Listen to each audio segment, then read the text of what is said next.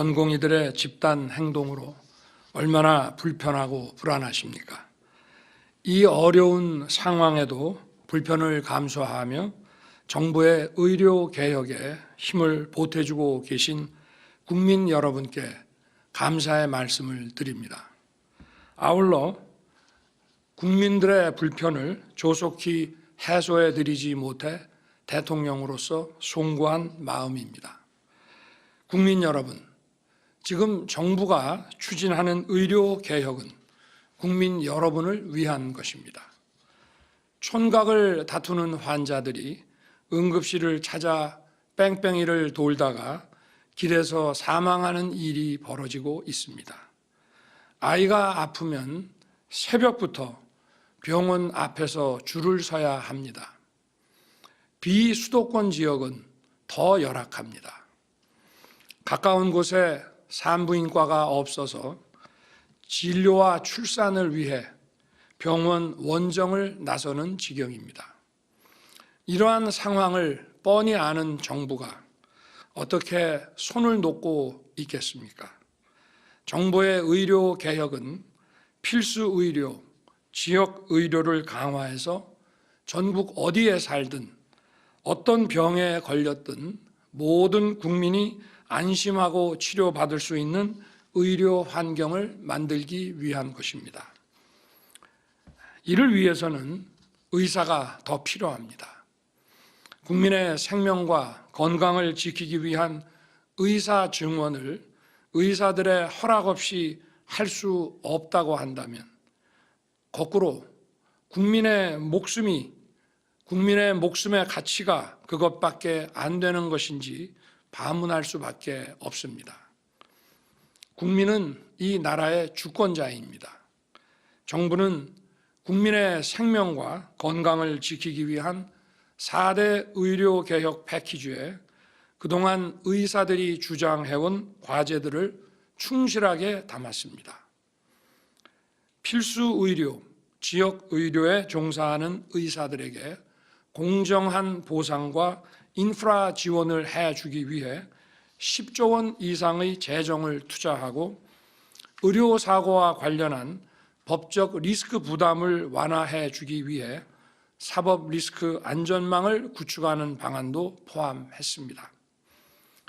의료사고 처리 특례 법안, 필수 의료 투자 계획, 전공의 수련 환경 개선, 전문의 중심 병원 전환, 의료 전달 체계 개선 과제 등 국민과 의사 모두를 위한 구체적 개혁 방안을 제시했습니다. 그런데도 지금 전공의들은 50일 가까이 의료 현장을 이탈하여 불법적인 집단 행동을 계속하고 있습니다. 오로지 하나, 의사 증원을 막기 위해서입니다. 만일 증원에 반대하는 이유가 장내 수입 감소를 걱정하는 것이라면 결코 그렇지 않습니다. 현재 우리나라 의사들의 평균 소득은 OECD 국가들 가운데 1위입니다. 20년 후에 의사가 2만 명이 더 늘어서 수입이 줄어들 것이라는 걱정은 기우에 불과합니다. 20년 뒤 의사는 2만 명이 더 늘어나지만 국민소득 증가와 고령화로 인한 의료 수요는 그보다 더 어마어마하게 늘어납니다. 정부의 의료 개혁은 의사들의 소득을 떨어뜨리려는 것이 아닙니다. 필수 의료와 비필수 의료, 지역 의료와 수도권 의료 간의 의사들 소득 격차는 줄어들 수 있습니다만 전체적인 의사들의 소득은 지금보다 절대 줄지 않을 것입니다. 더욱이 의료 산업 발전에 따라 바이오, 신약, 의료기기 등 의사들을 필요로 하는 시장도 엄청나게 커질 것입니다. 또한 우리 의료 산업도 글로벌 마켓으로 더 많이 진출해야 하는데 의료 서비스의 수출과 의료 바이오의 해외 시장 개척 과정에서 의사들에게 더 크고 더 많은 기회의 문이 열릴 것입니다. 뿐만 아니라 정부는 지역 및 필수 의료 강화, 보상 체계 개선, 의료 인프라 구축에 앞으로 막대한 재정을 투입할 것이기 때문입니다. 그동안 역대 정부는 의료 문제를 건강보험 재정에만 맡겨왔을 뿐 적극적인 재정 투자는 하지 않았습니다. 그러나 저는 의료는 안보, 치안과 같이 국민의 안전에 관한 것이므로 국민의 생명과 건강을 지키는 의료 개혁에 막대한 재정을 투입하겠다고 약속드린 바 있습니다. 그리고 의료에 대한 정부의 재정 투자는 더 큰 민간 투자를 이끌어낼 것입니다. 게다가 지금 의대 정원을 늘린다고 해도 최소한 10년 이후에나 의료 현장에서 의사들이 늘어나기 시작하는 것입니다. 현재 우리나라 의사의 수는 11만 5천 명입니다. 10년 이후 매년 2천 명씩 늘기 시작하면 20년이 지난 2045년에야 2만 명의 의사가 더 늘어납니다. 저는 지금 의사를 증원하더라도 증원된 의료 인력이 배출되지 못하는 향후 10년 동안 우리 국민들께서 얼마나 큰 어려움을 겪으실지 그게 더 걱정입니다. 일부에서는 일시에 2천 명을 늘리는 것이 과도하다고 주장합니다. 심지어 정부가 주먹구구식 일방적으로 2천 명 증원을 결정했다고 비난하기도 합니다. 결코 그렇지 않습니다. 2천 명이라는 숫자는 정부가 꼼꼼하게 계산하여 산출한 최소한의 증원 규모이고 이를 결정하기까지 의사단체를 비롯한 의료계와 충분하고 광범위한 논의를 거쳤습니다. 현재 우리나라 의사 수가 부족한 현실은 상식을 가진 국민이라면 누구나 동의하실 것입니다. 실제 연구 결과도 이를 입증합니다. 정부는 국책연구소 등에서 다양한 방법으로 연구된 의사 인력 수급 체계를 검토했습니다. 이러한 연구는 인력 추계에 사용되는 통계적 모형을 기초로 수요 측면에서는 저출산 고령화와 같은 인구 구조의 변화, 만성 질환의 증가와 같은 질병 구조의 변화에다가 소득 증가에 따른 의료 수요 변화까지 반영한 것입니다. 어떤 연구 방법론에 의하더라도 지금부터 10년 후인 2035년에는 자연 증감분을 고려하고도 최소 1만 명 이상의 의사가 부족하다는 결론은 동일합니다. 게다가 의료 취약 지역에 전국 평균 수준의 의사를 확보해서 공정한 의료 서비스 접근권을 보장하는 데만 지금 당장 5천 명의 의사가 더 필요합니다. 결국 2035년까지 최소한 15,000명의 의사를 확충해야 합니다. 미래를 생각하면 상황은 더욱 심각합니다. 2000년 의학분업 당시 고령 인구 비중은 7%에 불과했습니다. 현재는 20%이고 2035년에는 30%에 육박합니다. 통계에 따르면 65세 이상 노인들은 30대, 40대 대비 11배의 입원 서비스를 이용합니다. 고령화율이 30%에 달하는 일본은 입원 환자의 평균 입원 일수가 OECD 평균의 3배를 넘습니다. 고령화가 의료 수요를 폭발적으로 증가시키는 것입니다. 의사 고령화도 심각한 문제입니다. 2022년 6.8%인 70대 이상 의사 비중이 10년 후인 2035년에는 19.8%에 이르게 됩니다. 의사들의 근로시간도 줄어들고 있습니다. 최근 통계를 보면 의사 근로시간은 평균 12%, 전공의 근로시간은 평균 16% 감소했습니다. 이에 더해 고령화에 따른 보건산업 수요도 증가하고 있습니다. 당연히 더 많은 의사가 필요합니다.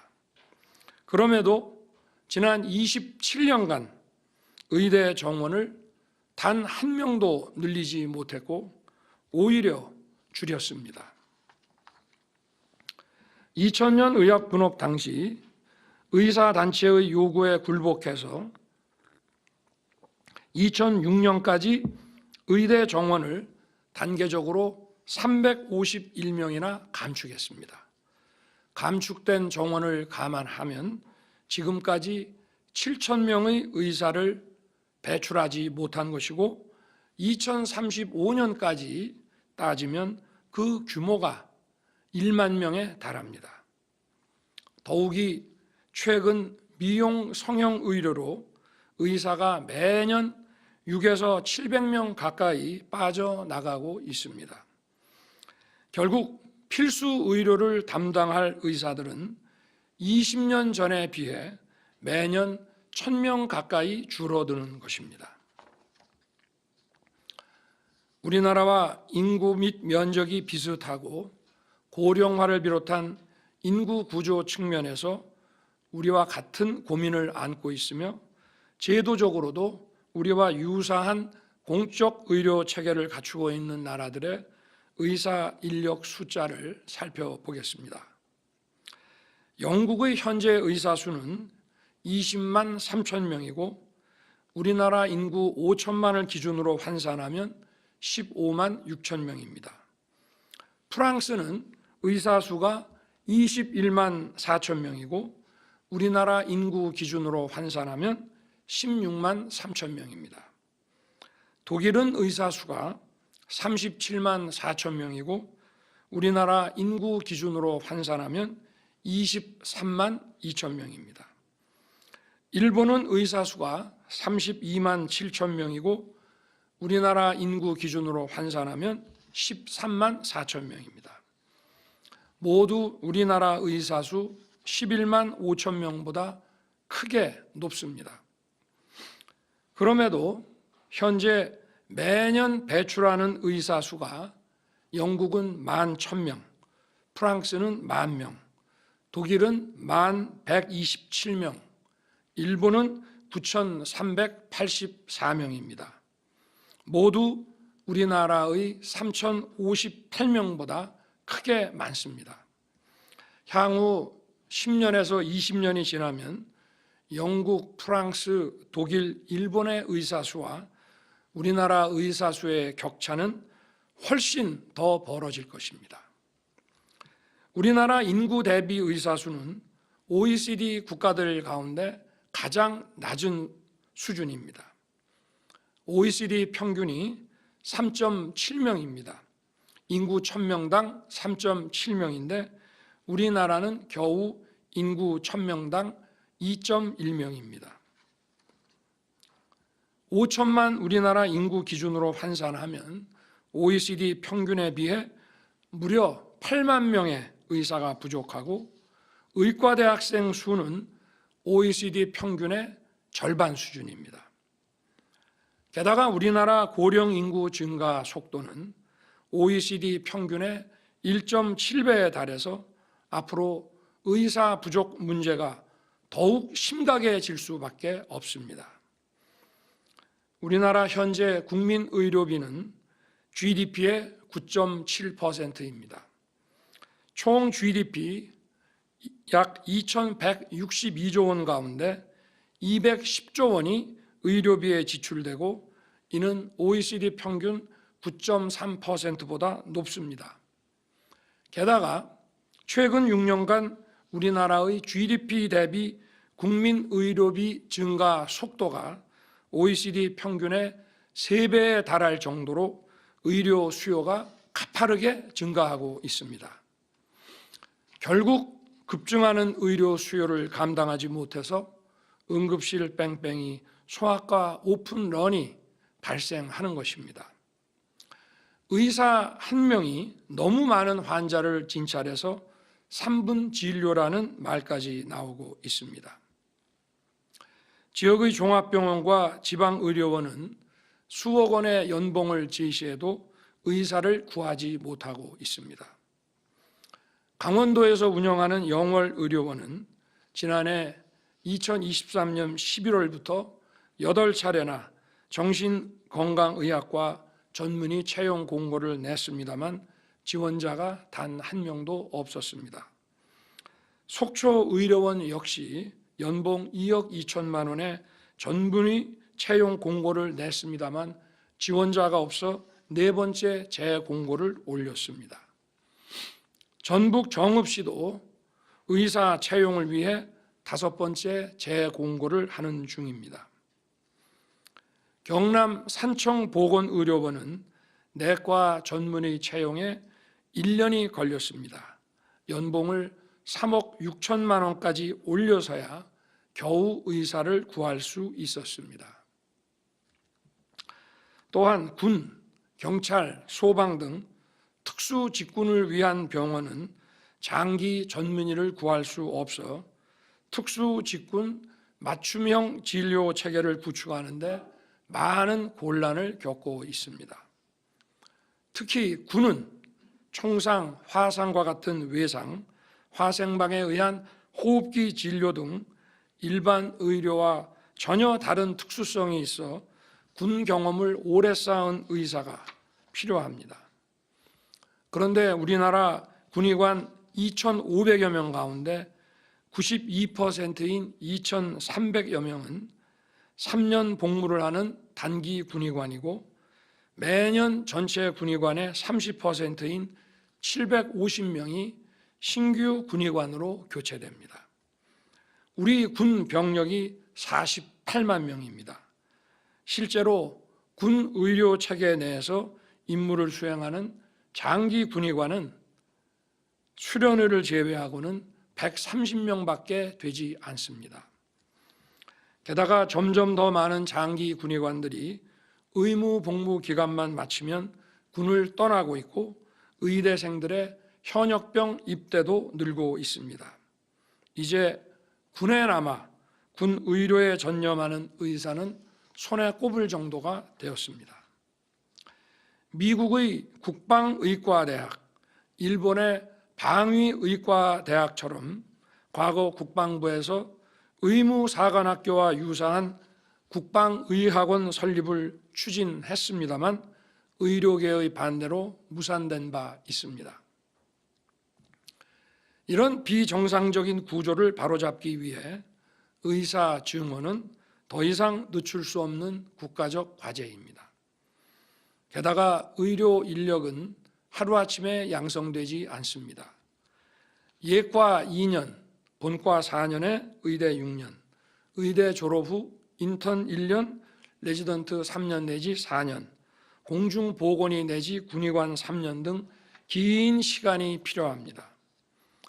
내년부터 의사 정원을 늘려도 2031년에야 첫 의대 졸업생이 나오고 전문의는 최소한 10년 이상 걸려야 배출됩니다.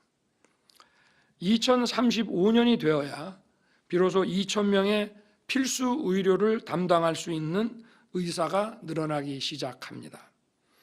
현재 우리나라 활동 의사 수는 아까 말씀드린 바와 같이 11만 5천 명입니다.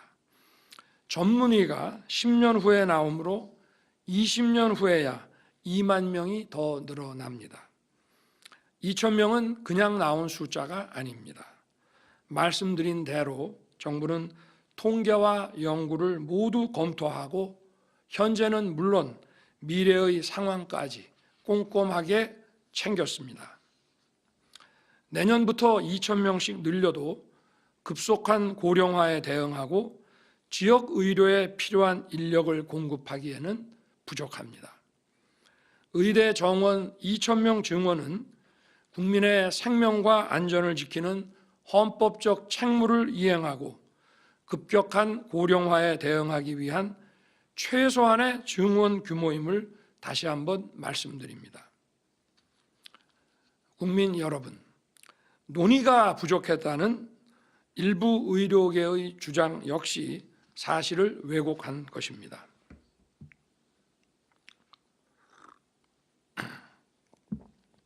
우리 정부는 2022년 5월 출범 이후 꾸준히 의료계와 의사 증원 논의를 계속해 왔습니다.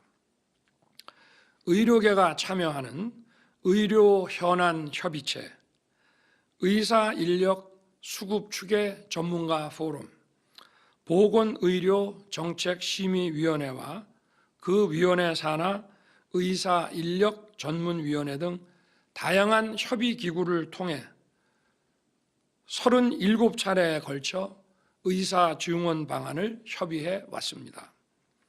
특히 대한의사협회와 보건복지부 양자협의체인 의료현안협의체에서는 2023년 1월 이후 무려 19차례나 의사 증원 방안을 논의해 왔습니다.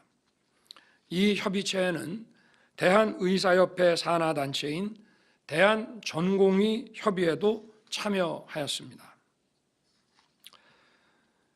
먼저 2023년 2월 9일 의료현안협의체 2차 회의에서 정부는 적정 의료인력 양성을 논의 과제로 제시했습니다.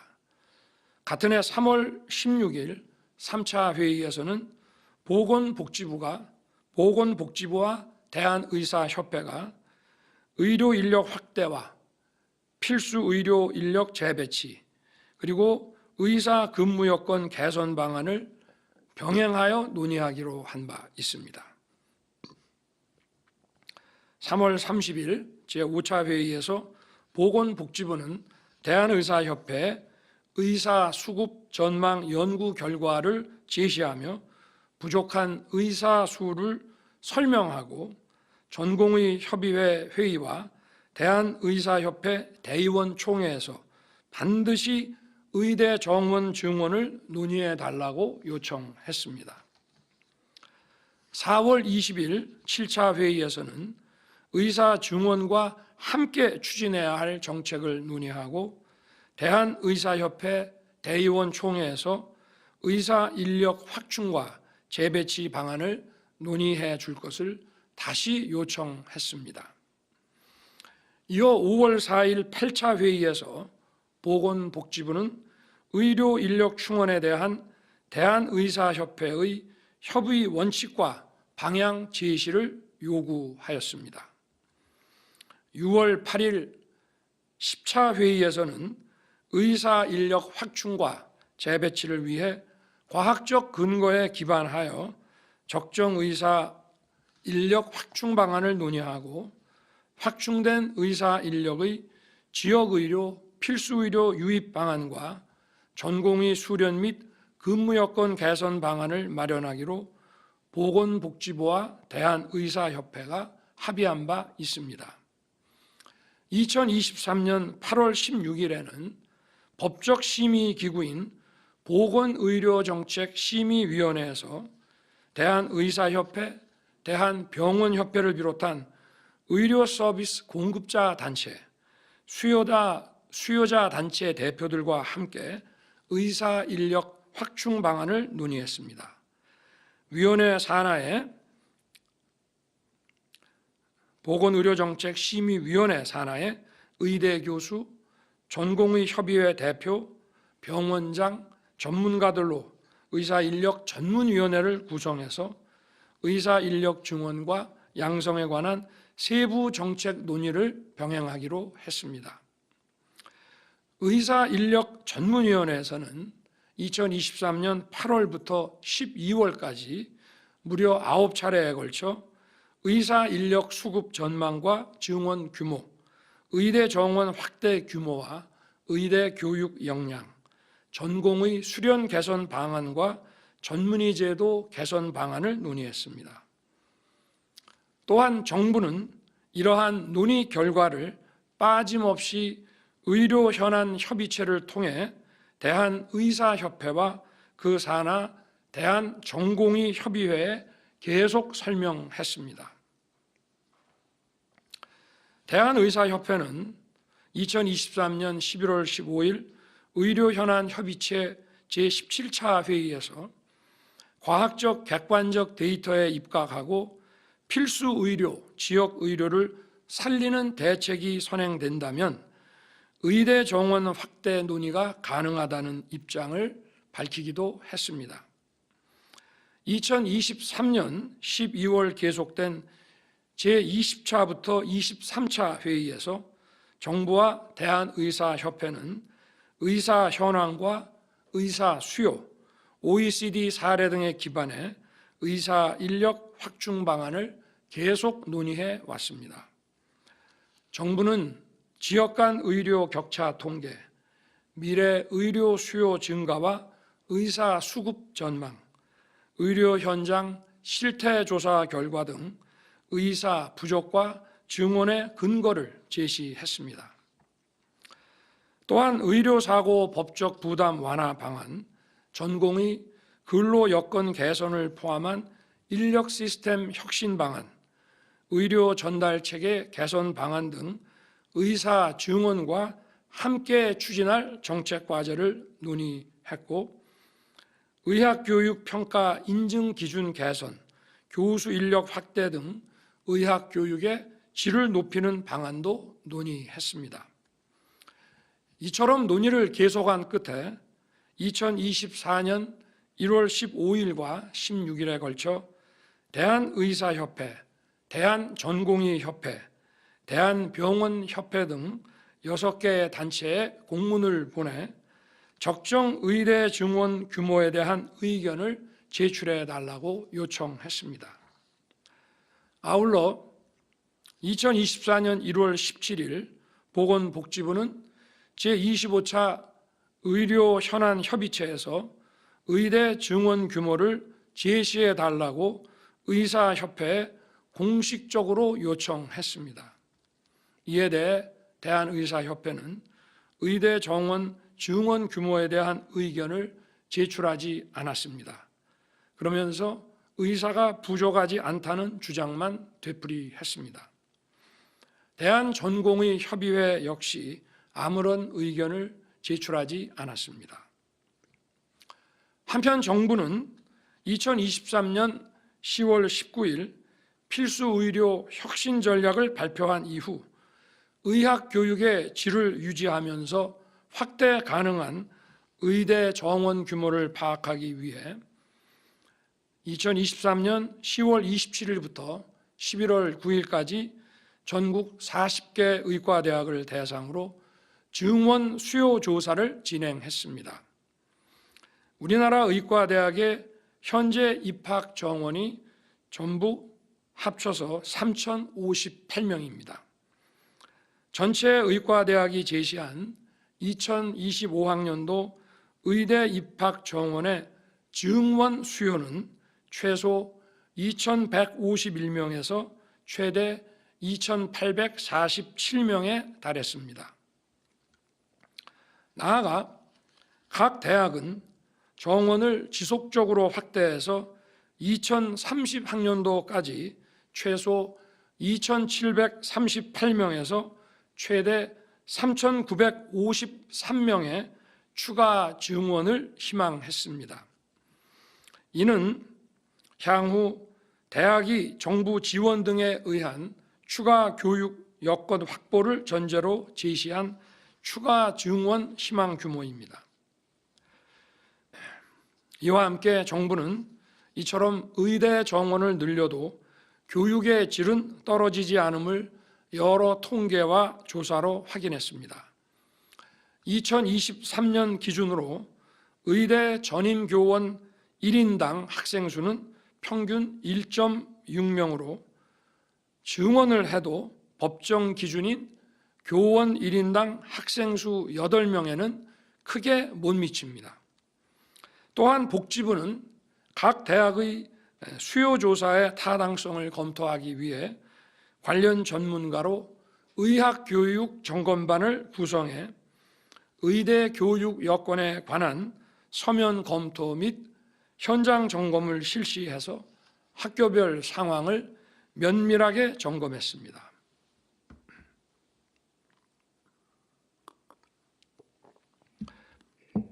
실제로 의과대학을 운영하는 40개 대학이 2024년 2월 22일부터 3월 4일까지 정부에 제출한 2025학년도 의대 정원 증원 신청 인원은 서울 소재 8개 대학이 합해서 365명, 경기 인천 소재 5개 대학이 565명, 비수도권 27개 대학이 2,471명으로 총 3,401명에 달했습니다. 이는 2023년 11월 각 대학이 회신한 의대 증원 최대 규모인 2,847명을 훨씬 뛰어넘는 수치입니다. 국민 여러분, 이처럼 정부는 확실한 근거를 갖고 충분한 논의를 거쳐 2,000명 의대 정원 증원을 결정했습니다. 국민의 의료 수요를 충족시킬 수 있는 적정 수준의 의료 서비스를 공급하려면 의사 인력이 먼저 충분히 공급되어야 하고 교육과 훈련도 뒤따라야 합니다. 의료 인력 양성에 시간도 오래 걸리기 때문에 중장기적인 인력 계획과 정책이 중요합니다. 그런데 증원 규모에 대한 구체적 숫자를 제시해달라는 정부의 요청에 묵묵부답으로 일관하던 의료계는 이제 와서 근거도 없이 350명, 500명, 1,000명 등 중구난방으로 여러 숫자를 던지고 있습니다. 뿐만 아니라 지금보다 500명에서 1,000명을 줄여야 한다는 으름장도 놓고 있습니다. 의료계가 증원 규모를 2,000명에서 줄여야 한다고 주장하려면 집단 행동이 아니라 확실한 과학적 근거를 가지고 통일된 안을 정부에 제시해야 마땅합니다. 더 타당하고 합리적인 방안을 가져온다면 얼마든지 논의할 수 있습니다. 정부의 정책은 늘 열려있는 법입니다. 더 좋은 의견과 합리적 근거가 제시된다면 정부 정책은 더 나은 방향으로 바뀔 수 있는 것입니다. 하지만 제대로 된 논리와 근거 없이 힘으로 부딪혀서 자신의 뜻을 관철시키려는 시도는 결코 받아들일 수 없습니다. 불법 집단 행동을 즉각 중단하고 합리적 제안과 근거를 가져와야 합니다. 정부가 충분히 검토한 정당한 정책을 절차에 맞춰 진행하고 있는데 근거도 없이 힘의 논리로 중단하거나 멈출 수는 없습니다. 꼭 2,000명을 고집할 이유가 있냐? 점진적 증원을 하면 되지 않느냐고 묻는 분도 계십니다. 애초에 점진적 증원이 가능했다면 어째서 지난 27년 동안 어떤 정부도 단 한 명의 증원도 하지 못한 것인지 되묻고 싶습니다. 단계적으로 의대 정원을 늘리려면 마지막에는 초반보다 훨씬 큰 규모로 늘려야 하기 때문에 지금과 같은 갈등을 매년 겪을 수밖에 없습니다. 20년 후에, 예를 들어 20년 후에 2만 명 증원을 목표로 잡고 지금부터 몇백 명씩 단계적으로 증원한다면 마지막 해에는 4,000명을 증원해야 된다는 계산이 나올 수 있습니다. 의대 지망생의 예측 가능성과 또 연도별 지망생들 간의 공정성을 위해서도 증원 목표를 산술 평균한 인원으로 매년 증원하는 것이 더 타당합니다. 이해 집단의 위협에 굴복해서 증언은 고사하고 351명 정원 감축에 찬성한 것이 지금 심각한 의사 부족 사태를 초래한 것입니다. 27년 동안 반복한 실수를 또다시 되풀이할 수는 없습니다. 국민 여러분, 의료는 국민의 생명과 직결된 것입니다. 일부 의사들의 불법 집단 행동은 그 자체로 우리 사회에 중대한 위협이 됩니다. 지난 27년간 국민의 90%가 찬성하는 의사 증언과 의료 개혁을 그 어떤 정권도 해내지 못했습니다. 역대 정부들이 9번 싸워 9번 모두 졌고 의사들의 직역 카르텔은 갈수록 더욱 공고해졌습니다. 이제는 결코 그러한 실패를 반복할 여유가 없습니다.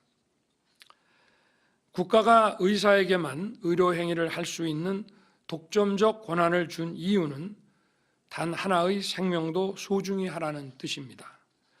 의사들이 갖는 독점적 권한에는 국민의 생명과 건강을 보호해야 하는 무거운 책임이 포함되어 있습니다. 그러기에 의사들은 의료법을 준수해야 할 의무가 있습니다. 그럼에도 의대 정원 증원 발표 이후 의사협회는 총파업에 돌입하겠다고 선언했습니다. 정부는 즉각 의사협회 집행부 등에 대해 집단행동 및 집단행동 교사 금지 명령을 내렸습니다. 또한 국민 생명과 건강에 위해를 주는 집단행동과 집단행동을 부추기는 일체의 행동을 즉시 중지할 것을 강력히 촉구했습니다. 지난 2월 19일부터 전공의를 중심으로 근무지 집단 이탈이 시작되면서 정부는 221개 전체 수련병원을 대상으로 집단 연가 사용 불허 및 필수 의료 유지 명령을 내리고 근무지를 이탈한 의사들에게 개별적으로 업무 개시 명령을 내렸습니다. 그럼에도 90%가 넘는 전공의들이 환자 곁을 떠났습니다. 정부에서 여러 차례 수련병원 현장 점검을 통해 전공의들의 근무 여부를 확인하고 환자 곁으로 돌아올 것을 당부했지만 끝끝내 돌아오지 않고 있습니다. 독점적 권한을 무기로 의무는 내팽개친 채 국민의 생명을 인질로 잡고 불법 집단 행동을 벌인다면 국가는 법과 원칙에 따라 대응할 수밖에 없습니다. 그 누구도 특권을 갖고 국민 위에 군림할 수 없으며 그것이 국민의 생명을 다루는 의사라면 더 말할 것도 없습니다.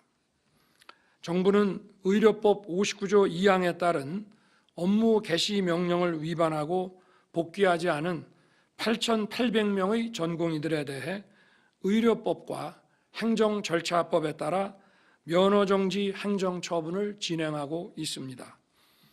다만 시간이 좀 걸릴 것입니다. 행정절차법은 처분에 앞서 사전 통지를 해야 하고 의견 제출 기회를 부여하고 있습니다. 이러한 의견 제출 기간이 지난 후에야 면허정지 처분 통지가 가능합니다. 사전 통지와 면허정지 처분 통지는 모두 등기 우편 송달로 이루어집니다.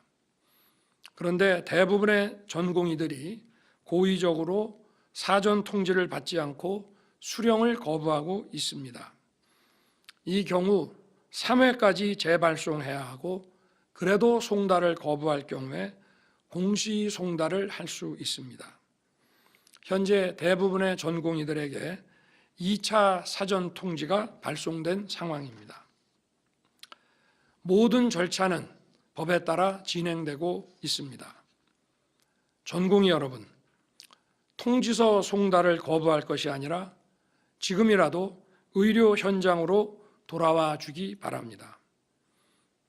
제가 대통령으로서 앞으로 수많은 국민의 생명을 구하고 또 수많은 국민의 건강을 지켜낼 여러분을 제재하거나 처벌하고 싶겠습니까?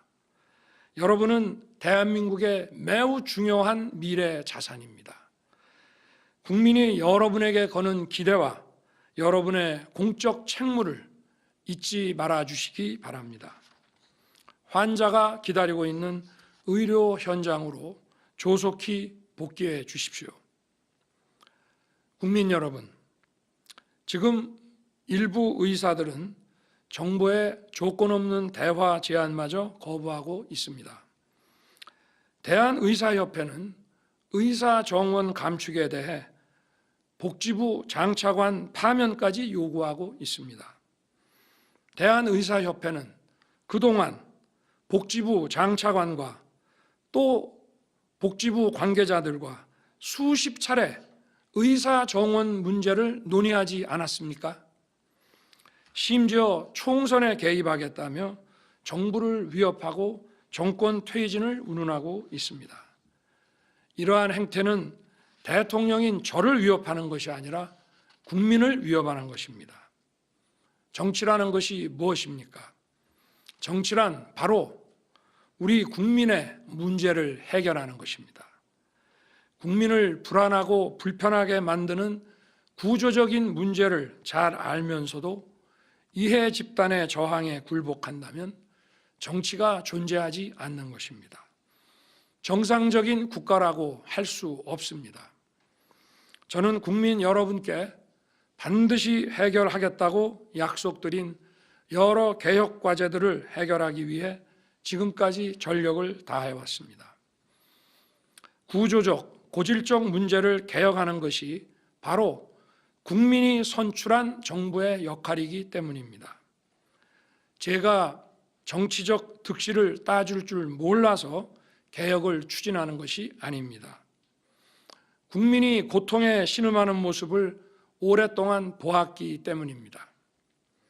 누군가 국민과 국익만 바라보고 유불리를 따지지 않고 개혁에 뛰어들지 않는다면 이 나라에 미래가 없기 때문입니다. 저는 공직 생활을 할 때부터 대통령이 된 지금까지 단 한 번도 쉬운 길을 가지 않았습니다. 회피하고 싶은 인기 없는 정책도 국민에게 꼭 필요하다면, 국익에 꼭 필요하다면 과감하게 실천하면서 여기까지 왔습니다. 2022년 화물연대의 집단 운송 거부 사태 당시 이길 수 없는 싸움이라며 타협해야 한다는 의견이 많았습니다.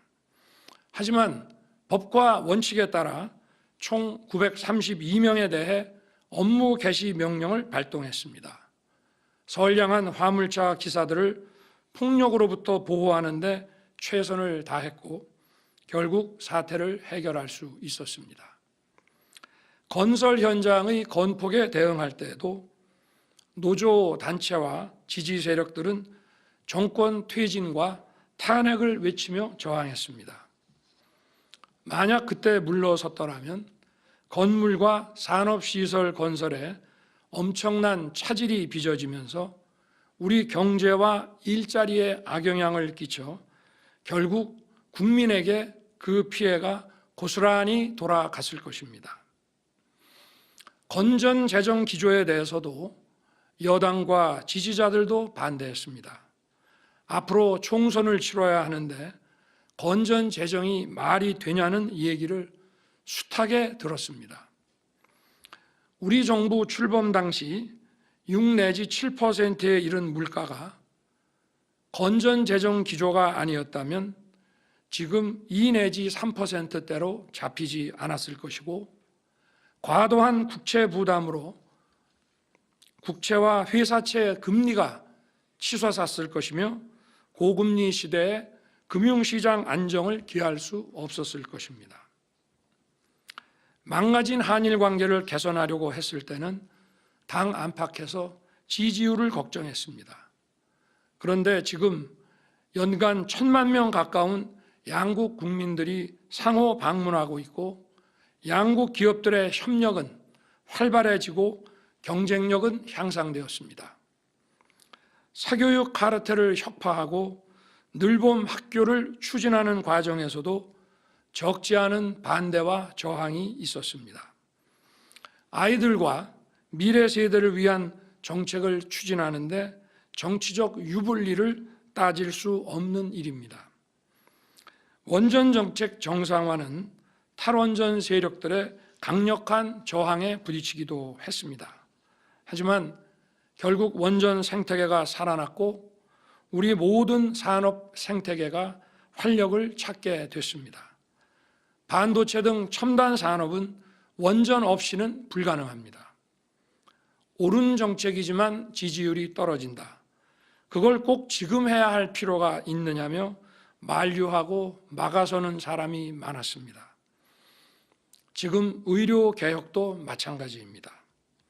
하지만 국민 여러분, 국민의 생명과 건강이 걸린 문제를 어떻게 대통령이 유불리를 따지고 외면할 수 있겠습니까? 역대 어느 정부도 정치적 유불리 셈법으로 해결하지 못한 채 이렇게 방치되어 지금처럼 절박한 상황까지 온 것입니다. 저는 이것이 바로 민주주의의 위기라고 생각합니다.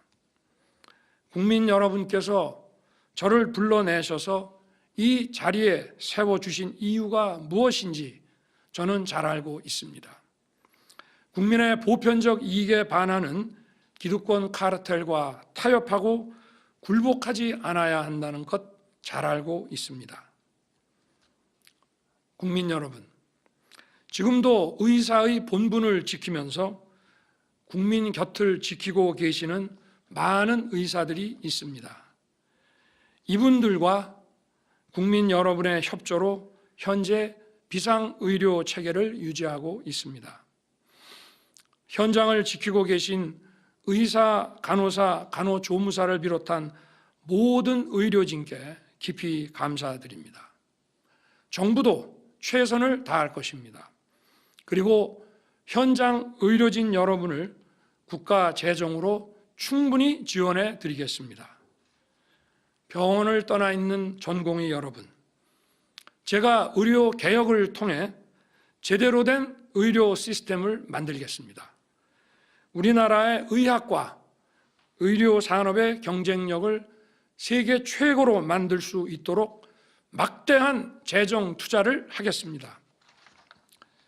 집단 행동을 하겠다면 의사 증언을 반대하면서 할 게 아니라 제가 여러분에게 드린 약속을 지키지 않을 때 하시기 바랍니다. 전공의 여러분, 이제 그만 집단 행동을 중단하고 돌아와 주기 바랍니다. 제가 의료 현장에서 만난 의사들은 헌신적인 분들이었습니다. 의사 단체는 하루라도 빨리 정부와 테이블에 앉아 무엇이 국민의 생명과 건강을 위한 길인지 논의에 나서야 합니다. 의사, 간호사, 간호조무사 등 의료 관련 직역 간 광범위한 협력을 통해 의료 개혁을 이루어내야 합니다. 저는 의료 개혁을 위한 대통령 직속 특별위원회 설치를 이미 제안한 바 있습니다. 또 국민, 의료계, 정부가 참여하는 의료 개혁을 위한 사회적 협의체 구성도 좋습니다. 국민 여러분, 대통령은 국민에게 겸손해야 하고 사회적 약자에게는 더 깊이 머리를 숙여야 합니다. 그러나 저는 국민을 보호해야 하는 헌법상 책무를 지고 있는 대통령입니다. 국민을 힘들게 하고 괴롭히는 일이 있다면 제게 주어진 책무를 확실하게 이행해야 합니다. 의료개혁이라는 과업에서 의사 증언은 최소한의 필요 조건일 뿐이고 더 많은 충분 조건들이 보태지면서 완성될 것입니다. 국민 여러분, 지금은 용기가 필요할 때입니다. 정책 추진과 성공의 동력은 결국 국민 여러분의 성원과 지지입니다. 국민 여러분과 정부가 손을 잡고 정당한 정책을 함께 추진해 나갈 때 비로소 정책이 성공할 수 있고 그 혜택을 온 국민이 누릴 수 있습니다. 정부가 국민을 위한 의료 개혁을 반드시 완수할 수 있도록 국민 여러분의 성원과 지지를 간곡히 부탁드립니다. 저와 정부는 더욱 자세를 낮추고 우리 사회의 약자와 국민 여러분의 목소리에 더욱 귀를 기울이겠습니다. 작은 목소리 하나 놓치지 않고 국민을 위한 일이라면 온 힘을 다하겠습니다. 국민 여러분, 대통령인 제게 가장 소중한 절대적 가치는 바로 국민의 생명입니다. 감사합니다.